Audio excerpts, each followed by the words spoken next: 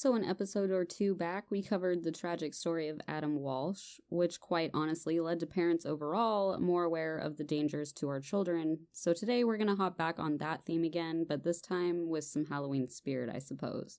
Media-driven fear with old legends and horror stories of razor blades and caramels or poison-laced candy. We all know the deal, but do you know the actual story behind the douchebag who exploited this urban legend just to make a quick buck off his kids? Yep. It's the case of the Candyman.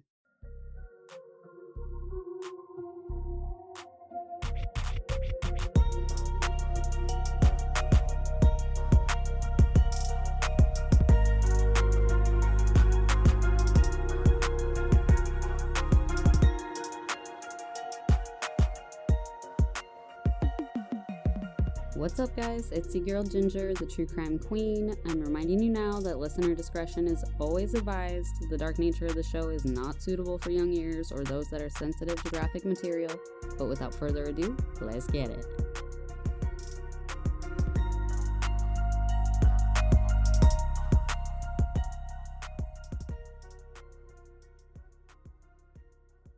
Happy spooky season, you guys. We've all seen it. The Halloween decorations are out. The candy sales are coming.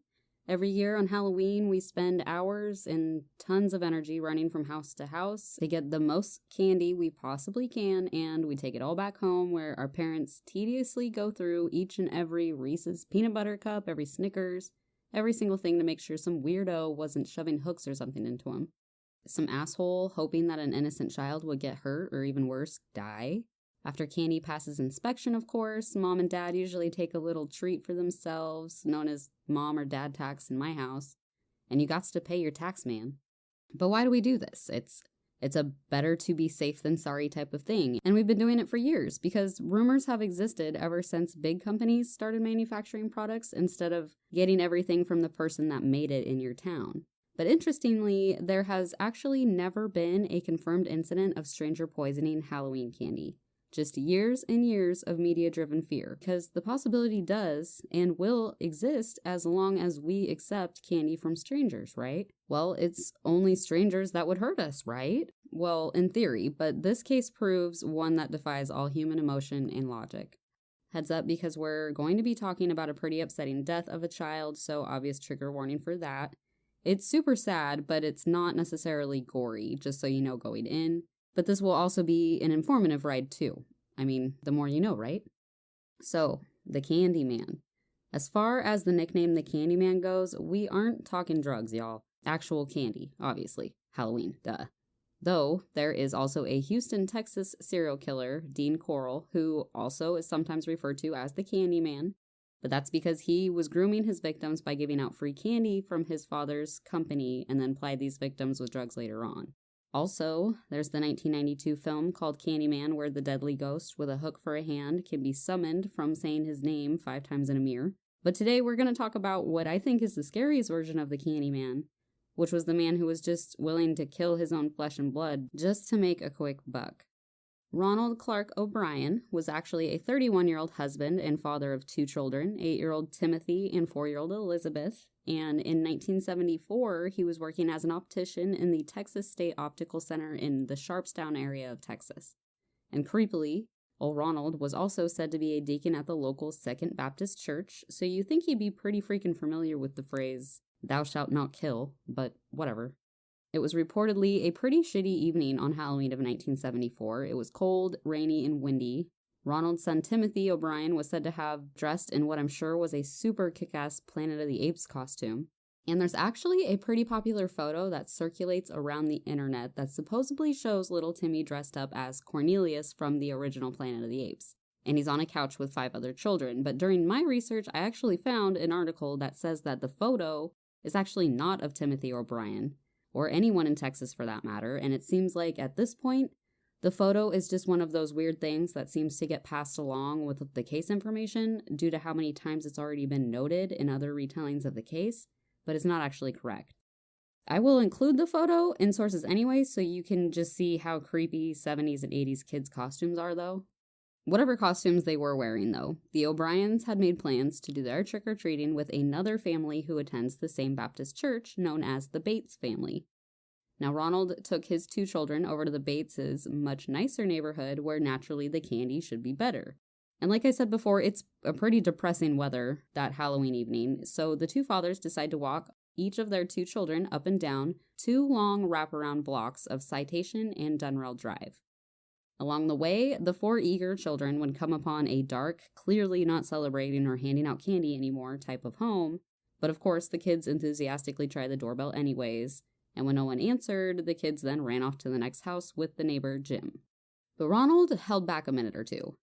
This particular home was said to have this outer wall that sort of hid the actual doorway from view of the sidewalk. So a couple seconds go by and Ronald is running back from the home with these 5 giant pixie sticks yelling to the other dad, Jim, hey, you guys must have some rich neighbors. And I'm not sure if pixie sticks are something that's available everywhere in the world or not. So in case you don't know what I'm talking about, it's basically a 2-foot long plastic straw full of flavored sugar. The shit's like crack for kids. Anyways, Ronald O'Bryan walked up and he gave a pixie stick to each of the 4 children, his 2 children and 2 to Jim Bates' children, Mark and Kimberly, while he saved the 5th one, the last one, for him. Dad tax, of course. As it started raining harder, the kids were satisfied with their bounties of candy, and the 2 families walked down the street back towards the Bates home, where, unfortunately though, Ronald would actually end up giving his last pixie stick to another little innocent trick-or-treater that they had recognized from church along their way back. I guess they had only trick-or-treated for a total of 30 minutes or so, which is insane because I remember making my dad walk for like at least an hour or so. Even this one year when we had snow on the ground really early in the season. And I really need to thank my dad for putting up with my ass. After the Halloween festivities are over, and the O'Briens then return back to their home, and as the excitement of the night starts to settle down before bedtime, 8-year-old Timothy pleads with his dad, Ronald, one more piece of candy before bed, to which Ronald replies, yes, but you can only choose one. Well, obviously, Timothy chooses the Mega Pixie Stick because it's like the biggest bang for your buck if you could only choose one candy, you know what I mean? Which is exactly what Ronald was likely hoping for, and really makes this all the more fucked up, honestly. And here's your trigger warning for Timothy's death, but I think you all saw this one coming. Within minutes of eating from the pixie stick, Timothy would have an immediate reaction to the candy, and he reportedly ran to the home's bathroom where he started immediately vomiting while crying about a really bad stomachache, and then suddenly began convulsing on the bathroom floor. Ronald reportedly held his son's body until he went limp, and then Ronald, or possibly his wife Deneen, then called 911, and an ambulance would end up rushing Timothy down to the nearby Southmore Hospital, where he was unfortunately pronounced dead on arrival. Shortly after, Deer Park police are also notified of a child's death, and they quickly head over to the same hospital where they would find Father Ronald O'Bryan sitting quietly next to the gurney. And Ronald proceeds to tell police about how just prior to Timothy getting sick, he had just helped his son eat this big old pixie stick that they had received while out trick-or-treating in their friend's neighborhood. He goes on and he even describes how the sugar had seemed to have hardened inside the straw, and his son wasn't able to pour the sugar out of the tube, so he just, crushed it in between his palms to fix the blockage, and then he even held it up so that Timothy could just pour it straight into his mouth. Timothy had then apparently complained that the candy tasted bitter, so instead of throwing it away like anyone else would do, because who cares, you have a whole nother pail of candy, Ronald goes the complete opposite way and gives Timothy a big-ass glass of Kool-Aid to wash down the bitter powder of his pixie stick. Now, why in God's name would you ever give your kid a mega pixie stick and a tall glass of Kool-Aid right before bed? Are you freaking kidding me? I mean, if you're not trying to kill him, you're most definitely trying to give him diabetes. And I mean, quite obviously, Ronald had an agenda because this defies all parental logic. But at the time, Deer Park police didn't really have any reason to suspect Ronald. The fear of strangers tampering with candy has existed for years, even prior to this instance. So naturally, they became worried that someone evil in the neighborhood was handing out tricks and not treats. They ask where Ronald had been trick-or-treating, and he describes that he had only been on 2 blocks in the Pasadena, Texas neighborhood, but that he couldn't remember exactly which house they had received these pixie sticks from. So police just haul ass to every single house on the streets of Citation and Dunrell Drive, which is like 30 houses, and they proceed to ask each person what candy they handed out, and even to wake up their own children to check on them because of this apparent risk to the entire community. Other people in the community even started bringing in their children's entire collection of candy in fear that someone had poisoned something. And I guess the Pasadena and the surrounding police departments were just stuffed with Halloween candy in the week following Halloween. Local hospitals had even offered to x-ray Halloween candy before allowing your child to eat it, which is interesting because I would have to imagine that x-rays on candy might cause radiation of some kind, which is also not healthy, but I don't really know enough about radiation to know if there's any logic to that, so. Police did successfully manage to find 3 additional giant pixie sticks within the neighborhood, thankfully unopened, in addition to the 2 from the O'Bryan home. The other dad, Jim Bates, who went trick-or-treating with the O'Bryan family, later said to reporters that he had went to work that night after trick-or-treating when his wife later called him to say that little Timmy O'Bryan had died and that their own daughter wasn't feeling well either. So in absolute fear his children had been poisoned, Jim rushes back home, and he finds that neither one of his children had eaten the tainted pixie sticks because their mom was afraid that they would spill them in the house, and his daughter had turned out to just have a headache, thank God. I also read that the last child whom Ronald had given the 5th pixie stick to while on the way home was actually found asleep in his bed with the pixie stick gripped in his hand, but that his hands weren't strong enough to undo the staple at the top to open it. And thankfully, he just ended up falling asleep while trying to do so. I mean, can you freaking imagine the horror that those parents went through, though, before they were able to wake up their child? Holy shit, dude. I mean, all they know is some cops are banging on their door at midnight on Halloween wanting you to check on your child because some fucking asshole was passing out poisonous candy. Literally every parent's worst nightmare, honestly, and that's exactly the kind of chaos this Ronald asshole knew he would stir up. What's more heartless than that? I mean, especially as a parent himself, it's abso-fucking-lutely disgusting. I really hate this poor excuse for a man. The testing done on the 5 recovered pixie sticks show that the one that 8-year-old Timothy ate from contained enough potassium cyanide to kill 2 full-grown adults, and the other 4 doses could have killed even 3 to 4 adults because the first 2 inches of powder consisted of straight-up poison. And this is the poison that smells of bitter almonds. Remember Stella Nichols' bitch ass? After police finding only 5 of these pixie sticks between the 2 families that went out together, they're still not able to find out which house these giant pixie sticks were coming from. So detectives then press Ronald a little harder to rack his tiny little brain some more because something isn't adding up here. So they go back out and they walk the Pasadena streets with Ronald to dip this in the butt. And after walking up and down the 2 blocks a total of 3 times, and the dude's still not acting like he can't remember, Ronald finally sucks it up and he points to some random home of a man named Courtney Melvin. So police then begin looking into this guy and they kind of allow Ronald to grieve for now. Well, this Melvin guy was also the worst person in the entire neighborhood that Ronald could have accused because Courtney Melvin just happened to be an air traffic controller at the William P. Hobby Airport. Police could find that Courtney was actually at work until 11 p.m. that night, but more importantly, during the time in which Ronald claims he was given the tainted pixie sticks. Well, unluckily for Ronald, Courtney's alibi checks out with 200 people that could verify he was at work on Halloween. So 8-year-old Timothy O'Bryan was then laid to rest on November 2nd, just a couple days after his death, apparently with his dad, Ronald, delivering a somber eulogy that had everyone else in the crowd crying. That Jim Bates guy, though, who also went trick-or-treating with them, was there at the memorial too, and later told reporters that even he left the memorial feeling suspicious about Ronald after watching him walk by his son's open casket without even looking or taking a moment to say goodbye or anything. And he's really not the only one that's getting suspicious either. Detectives begin focusing their sights back at Ronald because these pixie sticks still can't be traced past him at this point, and Jim Bates had told police that he personally never saw Courtney Melvin's door open, and all he saw was Ronald running up all excited about these pixie sticks. Then, police were also able to find from an insurance agent that Ronald had recently upped his children's life insurance policies and only waited a disgusting 24 hours after Timothy's death to claim his payout.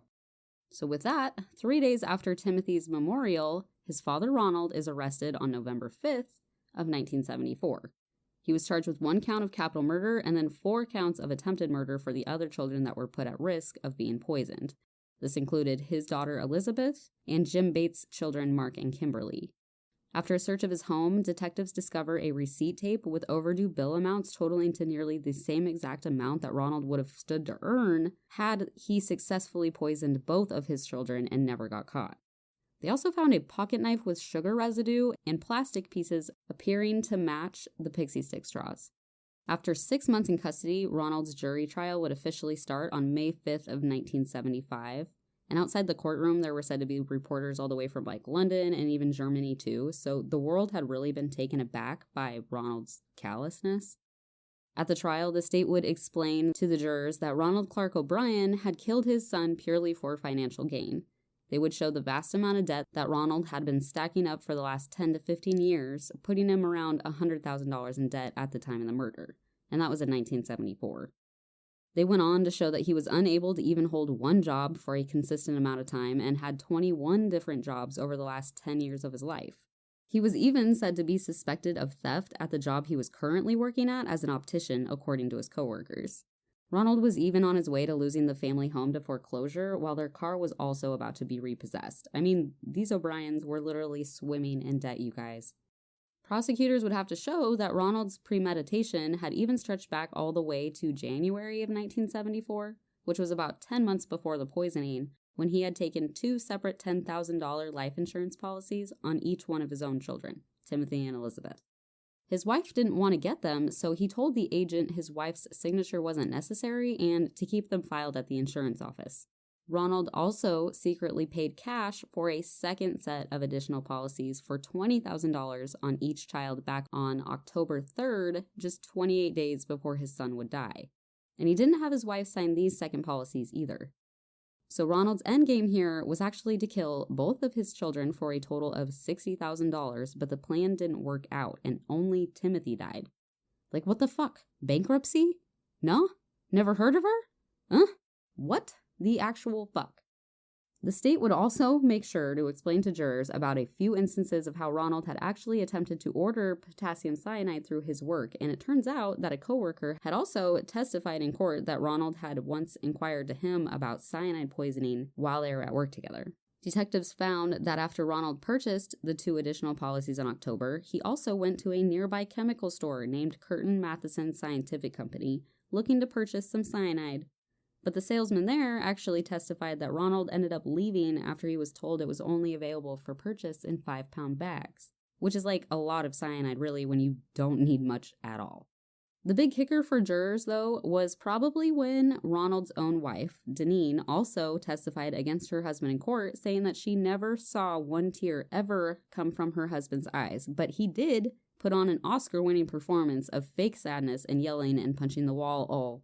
Who would do this to an 8-year-old child? But she didn't believe the act for a second. She clarified that she had only learned of the 2 additional $20,000 policies that Ronald had taken out in early October after Timothy had already died, and that she only knew of the 2 $10,000 ones that he wanted to purchase back in January of that same year, but included that she didn't even want to get those at the time because of how financially strapped they were. But apparently Ronald bought them anyway. And really, the creepiest example she talked of was when Ronald had recently brought up to her the biblical story of Abraham being asked to sacrifice his only son Isaac, and how Abraham must have felt about that. Yikes, yo, that is not a good look at all.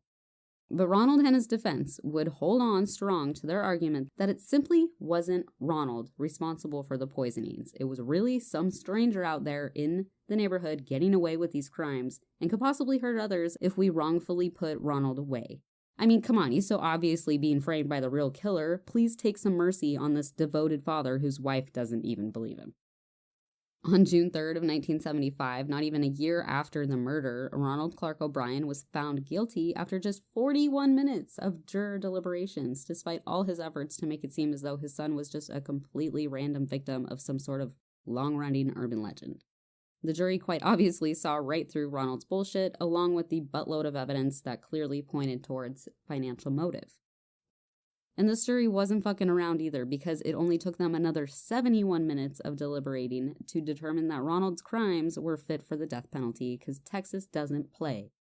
Ronald's wife immediately divorced his ass just after sentencing. She later said in one of the very few interviews that she ever did that she fully believes in his guilt, and that she even believed she was possibly the original intended victim because she had recalled when he tried to set up these insurance appointments for her, but she didn't want to get a policy because she knew they wouldn't be able to afford these premiums, so she believes that he then planned to do the same to the children behind her back.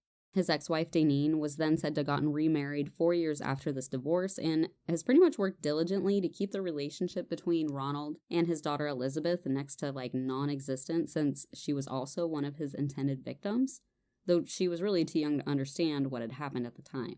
Then I heard on a Forensic Files episode that covers the case that Ronald was basically a complete fucking loser while he spent his time in prison, with most of the other inmates actually bullying him constantly about hurting children. Interestingly, his fellow inmates even petitioned for Ronald to be publicly executed for killing his own kid. And that's when you know you're a real piece of shit, honestly, because when you're not even good enough to be the prison bitch, that's pretty bad. Regardless of being friendless, though, Ronald continued maintaining his innocence, actually, pursuing appeal efforts, and it turns out that his execution was actually pushed out multiple times because of this, with 4 different dates being rescheduled. Ronald's first execution date was scheduled for August 8th of 1980. However, his lawyers attempted to appeal his conviction and were actually granted a stay of execution, which bought Ronald a bit more time. And honestly, that does seem pretty fast for death row. I thought I read on one of the texas.gov sites that death row inmates spend an average of 10 years before being executed, and he had only been there about 5. So when his first appeal doesn't work, his execution was then again scheduled, this time for May 25th of 1981. But yet again, Ronald's lawyers were granted another stay of execution, so it would be stalled once more. The courts then creatively scheduled his 3rd execution date on the anniversary of his son Timothy's death, and the judge was even said to have offered to personally drive Ronald down to the unit where they administer the executions. The level of disgust here, I think, is pretty evident. And of course, Ronald's lawyers sought a 4th stay of execution, which again was granted, which is sort of crazy, because how many chances does one douche get here? Lastly, he was scheduled to be executed on March 31st of 1984 for the 4th time, and obviously the defense would petition against it, but this time Supreme Court Justice Brian White finally rejected the petition only 3 days before the day he was to be executed. So they notify his family, and he's given notice as well. And even now, most executions are somewhat controversial depending on what side of the fence you fall on with the death penalty. But there was an especially big demonstration of about 300 people held outside the death chamber where Ronald was to be executed that day back in '84. And there was a heavy presence both for and against his death.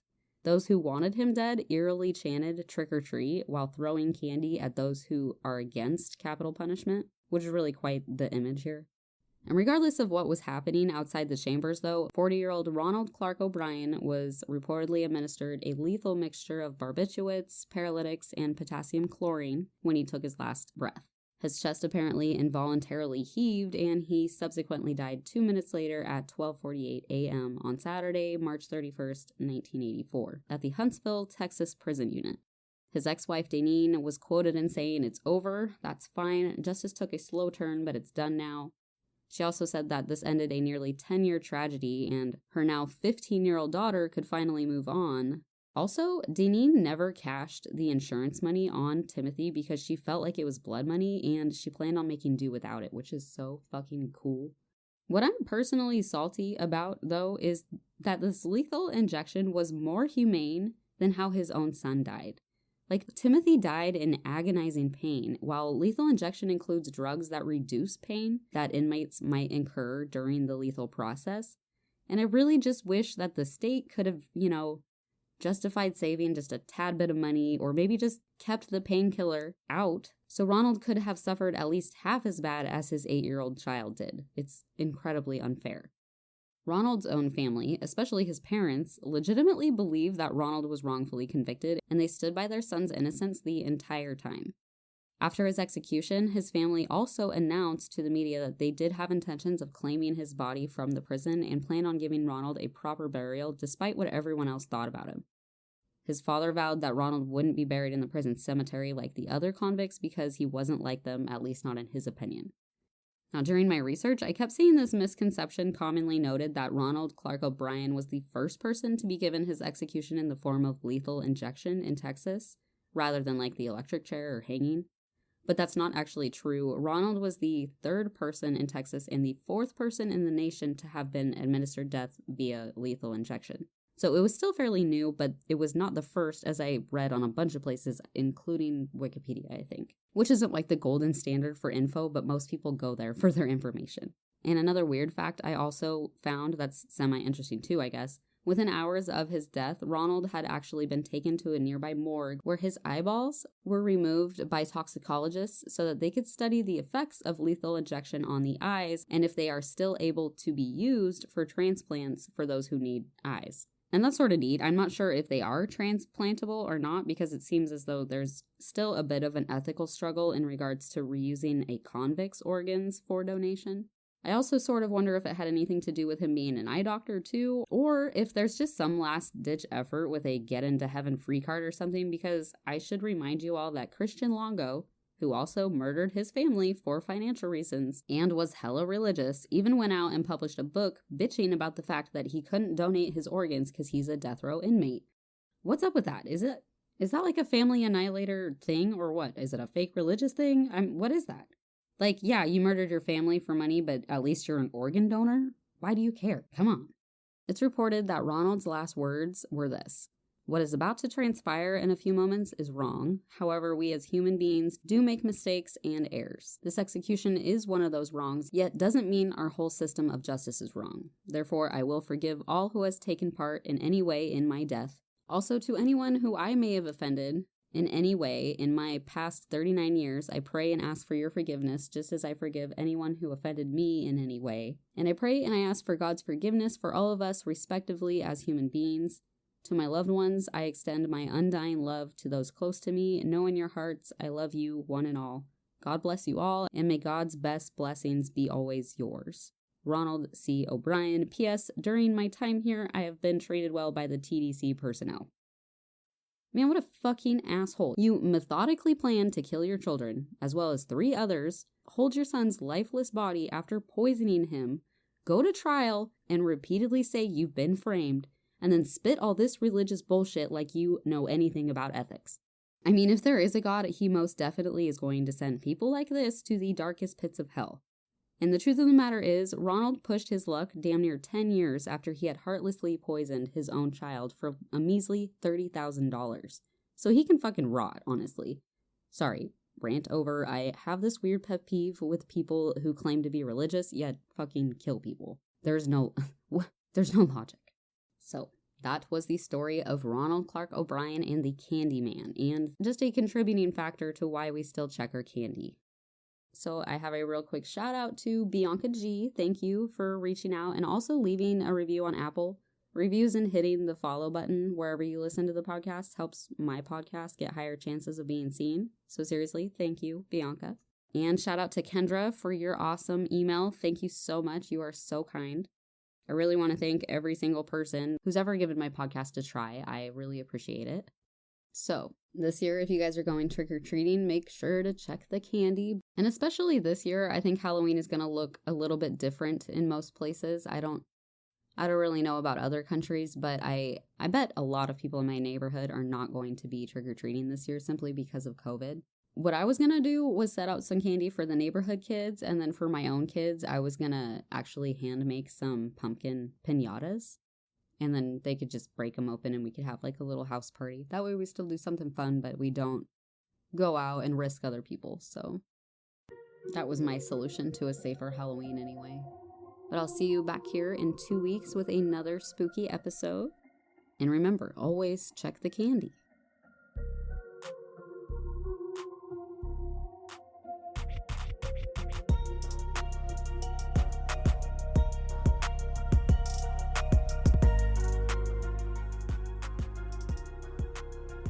And that was the tea. I hope you enjoyed my rendition of the story, and if so, please tell all your creepy friends about it. You can find the sources I used for the episode in its description. You can find me slinging those memes on Instagram at True Crime Queen. Check them out if you need a laugh after all this dark shit. If you'd like to support the podcast, check out patreon.com/Ginger the True Crime Queen. As always, remember to lock those damn doors. Alright, you guys. Bye.